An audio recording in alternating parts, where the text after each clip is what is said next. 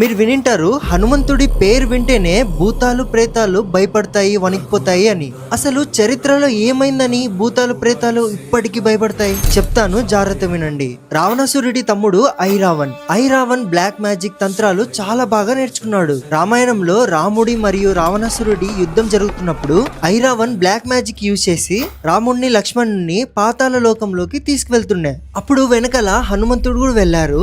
ఐరావణ్ణి హనుమంతుడు ఎంత కొడుతున్నా ఇక్కడ చనిపోతున్నాడు, మళ్ళీ అక్కడ బతుకుతున్నాడు. హనుమంతుడికి అర్థమైతుంది ఇదేదో బ్లాక్ మ్యాజిక్ జరుగుతుంది నాతో అని. అప్పుడు తెలుసుకుంటాడు హనుమంతుడు, 5 దిక్కుల్లో ఉన్న దీపాలు ఒకేసారి ఆర్పితే ఐరావణ్ణి చంపచ్చు అని. కానీ 5 దిక్కుల్లో ఉన్న 5 దీపాలు ఒకేసారి ఎలా ఆర్పాలి? అప్పుడే హనుమంతుడు రౌద్ర రూపాన్ని ధరిస్తారు, పంచముఖి హనుమాన్.